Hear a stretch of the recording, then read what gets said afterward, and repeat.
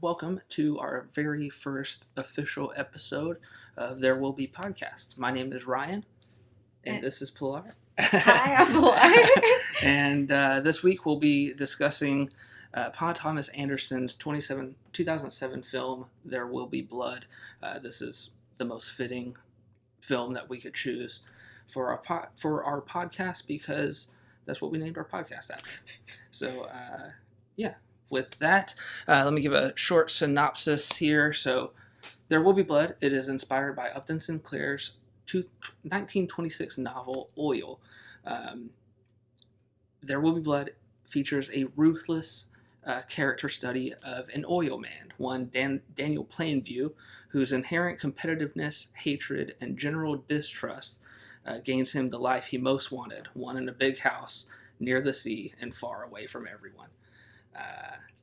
So with that, we have watched this film a number of times. How do you like it overall?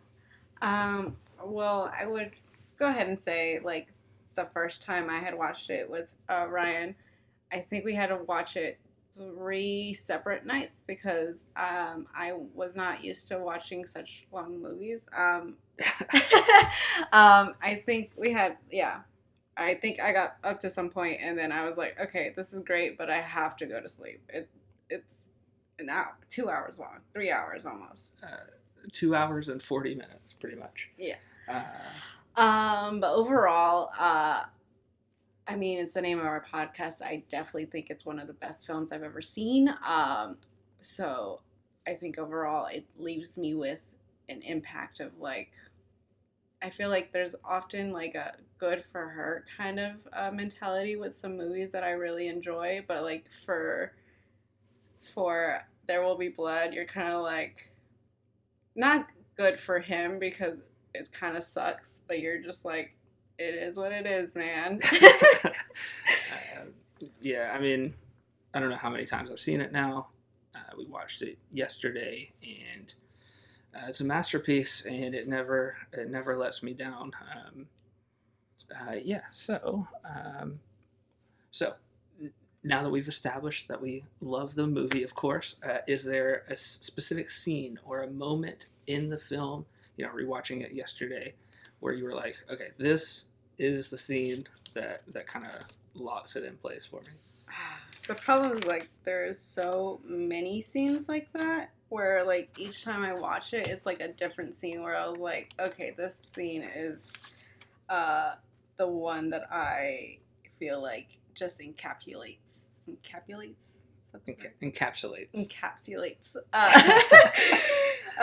the whole movie. Let me take a look at my notes.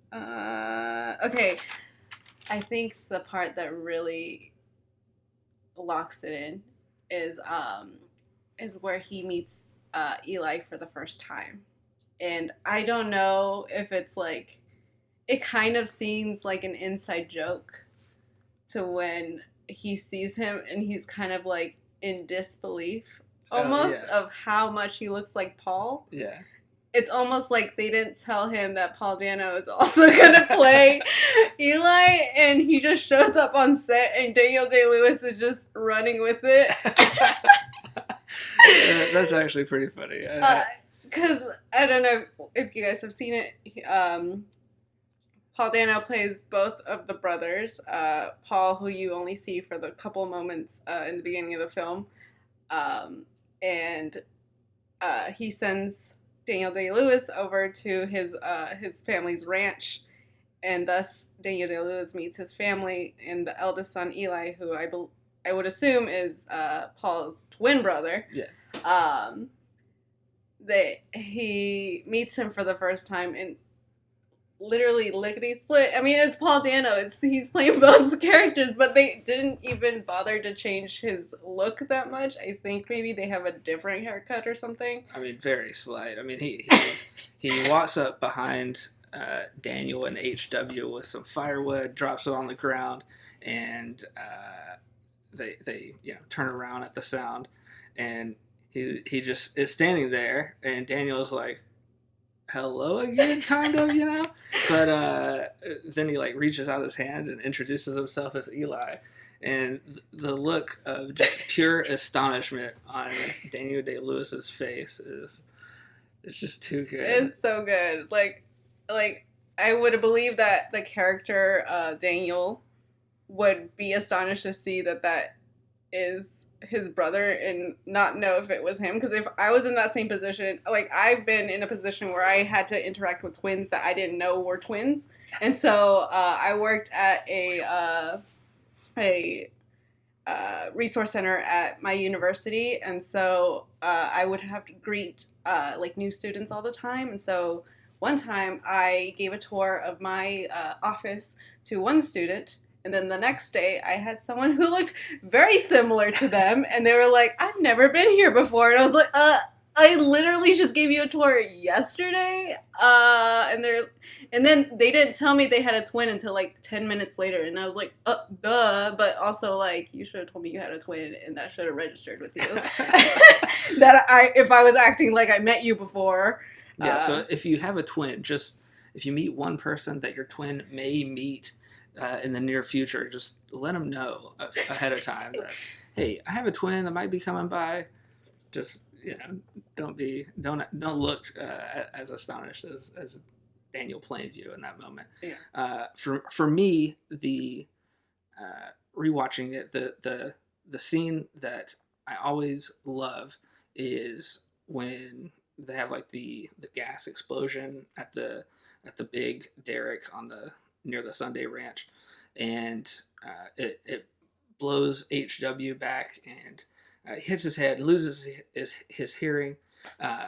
But from the moment that Daniel Day-Lewis's character, Daniel Plainview, gets there, and he's like, pass him down to me or whatever, he grabs him in his arms, and it's just one take, and he runs. I don't know how far it actually is. It is a pretty decent distance. It runs from the oil derrick down to the mess hall, like carrying HW, and he's covered in oil, both of them, or whatever they use for the oil.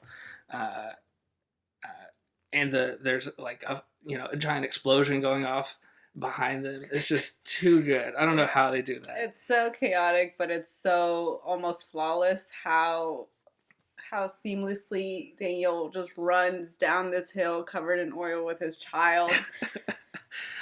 And then I feel like that scene also kind of just stabilizes Daniel's character as like he wants to be a family man. That is what his dream is. But he cannot stop himself from working and achieving his American dream. Yeah, so that kind of gets us into the next thing here. So,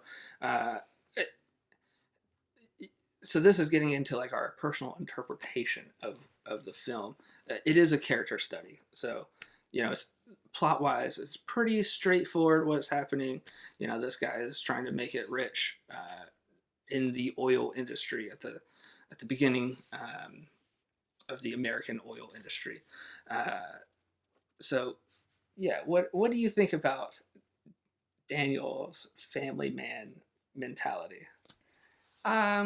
It's sort of elaborate on that. It's sort of strange because I feel like there are two American dreams. There's the American dream that you can achieve by working, and the American dream that you can achieve by just kind of living your life, living the life that you want. Like everybody, I feel like in America, everybody feels like they want to be rich or they want to be in a family, but what they actually want is a life completely different. But because they're so ingrained by society to want these things, have a family, be rich, it kind of muddles with people's real interpretation of what they want in their life. Like, I feel he explains that his dream is to, be far away from people and have a family or something in a big house by the sea. But he gets that, and it's not what he wants. So it's been a while since I had seen it. I have always taken away the fact that he just uses HW as you know, he tells him at the end of the movie that he needed a cute face to help him sell his oil setup to these families. Um, but this time around, it really struck me like he actually cares for HW. Like, you know, it kind of falls apart at the end of the movie, but uh, I feel like he truly loves him. You can see it in that scene where he's carrying him down to the mess hall. Um, the way they portray HW's hearing loss is it can easily be construed as like, oh, he's completely fed up with this kid. He's annoying as hell. Um, he tries to get rid of him. Um, he abandoned his child. Right. But in rewatching it, it really struck me like, so he he has this family operation. It's a family business. Henry, his fraudulent His brother. brother from another mother, as Henry explains it, comes in, and you can read it as like, oh, now Daniel has an adult to help him, a family member adult to help him with the business, so he doesn't need this kid anymore. So he sends the kid away. But in rewatching it, I don't think that's the case at all. So we have this big scene, another great scene where he Daniel confesses his sins uh, at the Church of the Third Revelation, where he says that he's abandoned his child, and you know it's a great a great scene. Yeah. Anyway, the following that scene, HW comes back. He brings him back with his sign language teacher, and I initially thought that, oh, Daniel really did like have some, you know, he really did repent in some way. He felt that he had sinned by abandoning his child, but I don't think that's the case at all. What happened before that is he found out that Henry was a fraud, and I feel like the reason he sent HW away was because he caught the shack on fire. HW caught their shack on fire, and he was like, "All right, this little bastard is just, you know, he's deaf. I don't know how to handle that." And now he's like acting up. Yeah. So he sent him away for an education. Um, and then when the whole Henry is a fraud thing comes up, it's almost like it occurred to Daniel why HW did that. It's because HW saw through the fraud. Mm-hmm. And I feel like that's why he brought him back, not because Eli made him see anything that he wasn't seeing before. Okay, I guess I could see that now, because he did, in that scene, I don't think I remembered it before watching it this last time. The fire went directly to Henry's bed. And I guess in like, since there's no way for him to really communicate with Daniel, it was like the best thing he could do was kill Henry. So I think that's pretty interesting. I didn't even think about that until now. But yeah, I do agree with you. I do think that he loves HW, but it's almost like HW doesn't fit into this picturesque dream that he has. Yeah, well, that's the interesting thing at the end is like, the first time I watched it, felt like the movie ended, and then we had this postscript of a scene in which an adult HW comes to visit his father, and this time around, it felt like it wasn't, you know, telling HW that he was actually an orphan, that he wasn't his actual father. This time, it didn't feel like. It didn't feel separate from the film, mm-hmm. And it didn't seem separate from Daniel as a character either. It's like he as much as he loves HW, he knows he is not his own child. Right. So it's not like he has this card that he can play and it's like, well, fuck you, you're an orphan, so I don't care what you do. Yeah. It's more like, well, unfortunately, you're an orphan, so I can't. Yeah.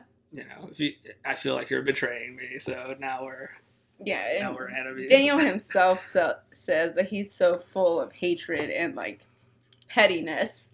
I think a scene that really struck me is when he finally gets his own pipeline, and he tells what was the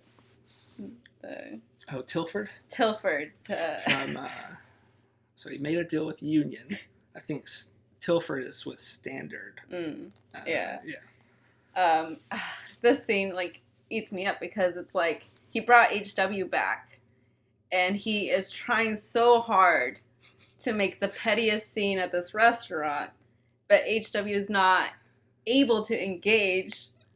So it really fucks him up. And that's the whole, like, I feel like, as much as he loves HW being deaf really fucks him up in, like, achieving what he wants. And, I mean, Daniel is selfish. We've all seen how selfish he can be and what he's willing to do to get what he wants. He'll fucking drag himself with a broken leg all the way up. Who knows how far? Yeah, who knows how far he did that? He's willing to baptize himself, which he was very much against, just to build this oil pipeline.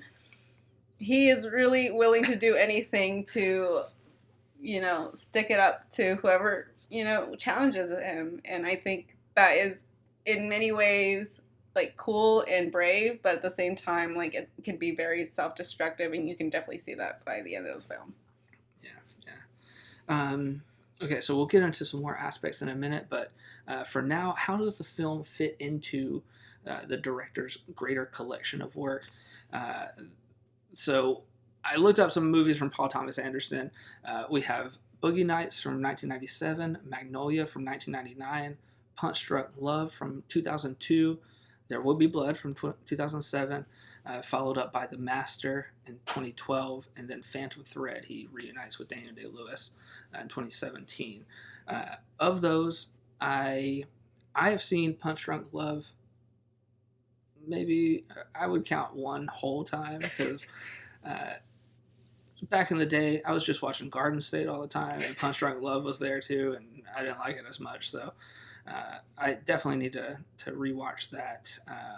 But yeah, have you seen any of these? I have not seen any of these. I have had The Master on my list for a while, and Phantom Thread kind of seemed like that movie. Like maybe one day I'm gonna watch it, but I'm not gonna actively go out to like seek it. Yeah, I think that was one of the only films that one of the only Oscar nominated films that we didn't really see. In 2017.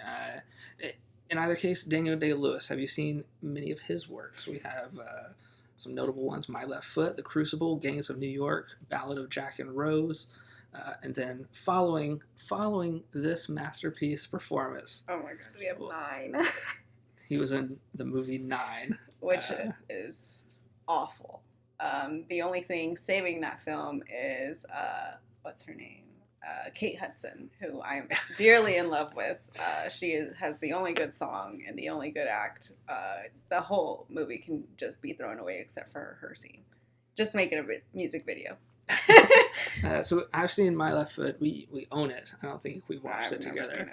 But also The Crucibles. Yeah, I mean, he is a master craftsman. Paul Dano's works were pretty interesting. He mainly got his start on The Sopranos, which I didn't know about. He must have been a baby. The Ballad of Jack and Rose, he was also in that with Daniel Day-Lewis. Then we have Little Miss Sunshine, 2006, followed by There Will Be Blood in 2007. He's been in so many like indie movies, comedy, like dark twisted comedies.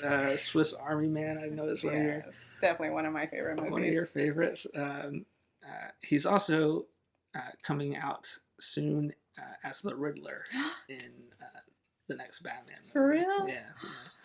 So that's interesting. I am very excited for that. I did not know that, and now I'm very excited. Yeah. How do you think this fits in this movie? Does it shape your interpretation of Paul Dano, or is it just like, wow, I can't believe he gave that performance and There Will Be Blood? No, I think he's always been like that level of actor, just being so sheltered yet very chaotic at the same time. He's always been like kind of like it's the same in Little Miss Sunshine. He plays a very sheltered kind of like introverted character. Yeah. But when it's time to freak out, he will freak the freak out. It's too good. Same thing with Swiss Army Man. Yeah. Okay, so so we've talked about some of these. Were there any other performances or any other aspects of the film that stand out? I have to bring up the score from Johnny Greenwood. It's like this omnipresent part of There Will Be Blood. You can't separate the film from the score. It doesn't stand out. Like, it's not like, it doesn't take me out of the movie, but when you're aware of it, you feel it. You feel it. That's a good way to put it. Yeah. I would say as far as score goes, it reminded me a lot of Midsummer, especially the beginning scene with the screeching. I don't know if it's the same person. I was supposed to look it up, but I didn't do it. It was not the same person. Oh, well, that sounds the same. But still, I mean, I think the score for sure is something that stands out. Without it, I don't think the film would be as impactful as far as, like, emotion. There's this one part where Daniel is swimming with Henry, and he looks at him and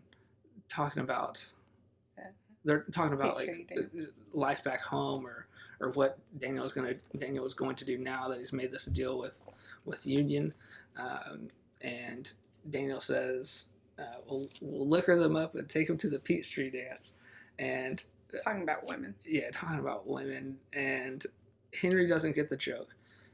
But so you can Daniel repeats himself. Like, haha, here's the joke. Here's the joke. And then he doesn't get it again. And you can see on Daniel's face that like the twinge of doubt in who this guy actually is, just went from like the small ember that it was becoming, like it like relit a flame in that moment. But specifically, the score starts up, that droning sound starts up in that moment, looking at Daniel, looking at Henry, and I don't know. I was like, I don't know if it's the performance, I don't know if it's the score, but this is such a great image. Yeah. Any other aspects of the movie? I mean, obviously the cinematography is amazing. The colors, I mean, I'm a pastel person. You know, I love bright colors. But I love how grimy everything looks.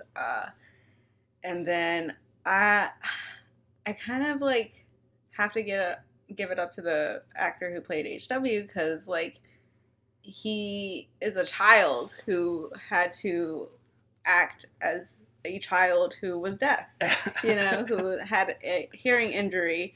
And so I mean, most of the time it's just like staring at somebody like, but it's like, how do you not respond when you have the ability to respond? Doesn't make sense. Especially for a child, and I think that's pretty remarkable. Yeah, on his part. He did do a really incredible job. I forgot his name, but I looked him up. He hasn't done anything else. Apparently, it was kind of a complete. It was completely by chance that they found this kid to act in this film. So yeah, that's pretty crazy. Let's see. Yeah, I think that's kind of what I have as far as the aspects of the movie. Yeah. Any other things that you want to hit on? Um, Not really. I mean, yes and no. Like, I do want to bring up the wholesome kind of scenes. Wholesome. Yeah, like the wholesome scenes that he does have with HW. I think that's what you're going into. Like, he plays up the fact that he was only using HW for capitalism, which I do have in my notes. Like, there is some sort of exploitation of his child. For his business. But there is genuine love for HW, and I every time I saw it, I a little tear. Like every time you saw the love. Yeah, every time you it was like peeking through. You're like, oh my god, that's so cute. I think specifically, I have the first scene where he's a baby and he's like. I would assume that that Daniel just went up to this baby and was like, "Your father's dead now," and then and then the scene starts to when the baby is like crying because his dad is dead. So he offers him liquor to throw away his sorrows. I find that really endearing. So there is that after the whole bastard from a basket scene, it cuts to this like seemingly out of place flashback. Do you remember that? Where it's a flashback to like HW playing with Mary Sunday, Mm-hmm. and Daniel is just like playing with them for just a brief second before he walks back up toward the oil barrack, and that's the only moment in the entire film that even looks like that. I feel like that scene is brighter. I mean, obviously, as a flashback, it's supposed to look a little bit different, but then it just cuts back to Daniel like drunkenly trying to get down the stairs to what I assume is his bowling alley. Oh, yeah. Yeah. So that's I don't know that kind of sealed the fact that I knew then how much Daniel actually loves HW. Yeah. Yeah. There is this tiny aspect that I didn't think I noticed the past couple times that I watched it until this time. And it's obviously when, in the first scene, Daniel ruins his leg in some sort of way, trying to crawl down this hole. And for the most part, it's fine as he's walking. But when HW comes back from his death school, he is like, you can see him very obviously limping. And I think it kind of goes to show how like the wear and tear of like him doing his job is like finally catching up with him. Especially like I had wrote too when I think there was some sort of kind of not limping, but like a steady walk when he was carrying HW with his oil, like all oiled up or whatever too. I think he was trying to be wary of his leg and trying to protect himself. I feel like he's limping through the whole movie basically, but it does get progressively worse. Right. All right. So welcome back. We had a little issue with the camera battery. This is our first go around. Didn't know how long the battery would last. Obviously, it doesn't last as long as we thought. So, So the next part of the podcast is where we give our final movie rating. And this is something that we talked about in the previous episode, but just to refresh you, you want to detail how you go about giving your rating? I don't want to detail because I will go very much into detail. Okay. All right. But I have certain categories that I look at, and then I rate those from 0 to 10. And then out of those categories, I average them out, and then I will have a point or decimal point number rating from 0 to 10. Yeah. So what you got? All right. So character-wise, I've never seen better characters. Well, I mean, they're on top of the line. Right. Okay. So that's a 10 out of 10. Plot-wise, it's pretty straightforward. I can't, from my knowledge, see anything that's wrong with it. No, like, what's the word? Like plot holes. Yeah, no plot holes, continuing errors or whatever. From what I know, so that's a 10 out of 10. Dialogue is probably one of the greatest dialogues I've ever heard in my life. So 10 out of 10. Cinematography, beautiful, 10 out of 10. Film formatting, that's the only thing that I have an issue with. I don't like how it jumps from time to time, like in such weird chunks. So that has a 9. Just a little point off. Yeah. But overall, it's fine. Setting believability, so that's pretty much like the environment. How does it feel? Does it feel like it's pretty accurate? And I want to say yes. I wasn't around in the 1000s. So I'm gonna say 10. Nobody was. Originality, I mean, it is based on a book, but I think, I've never seen a movie about oil derricks or the oil industry, so I'm going to say it's pretty original, so 10. Pace, while it is a long movie, it could not go any faster or any slower than it did. I think it used this time very wisely. Everything had a point. So I want to say the pace, although slow, perfect. So 10. Enjoyment is the last thing. Oh wait, no, score. Obviously we talked about it. I don't know if it recorded or not. It did.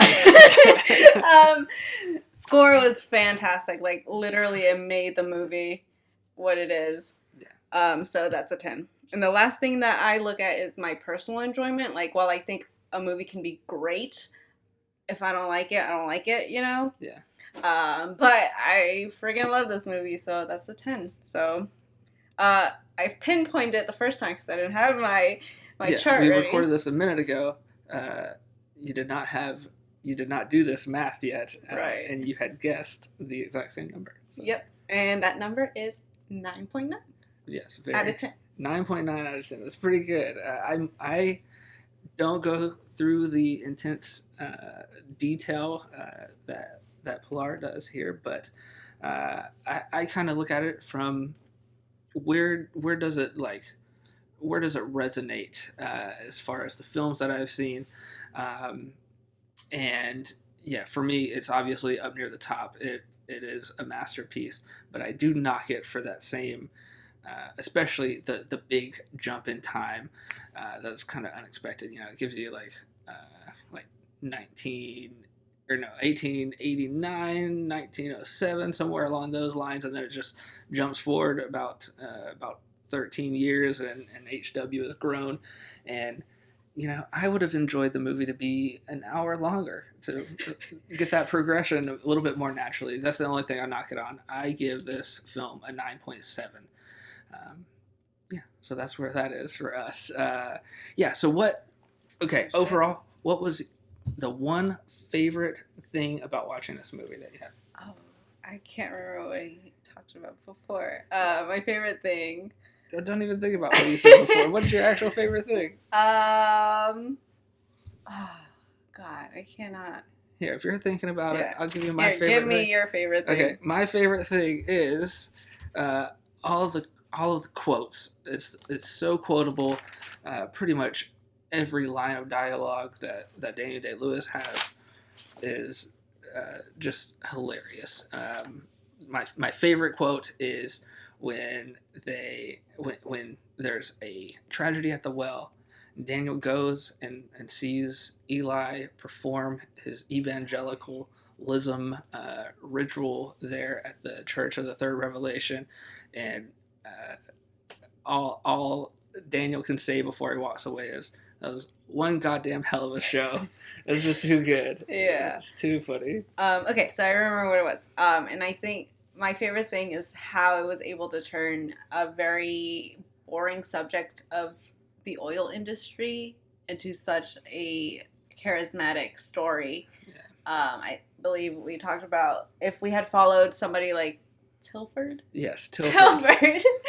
Like if we had followed somebody's Tilford story through the oil business, it would have just been like really boring. So having someone as relatable as Daniel Plainview, having the relatability of a character like that really kind of helps stimulate that sort of subject and makes it really interesting.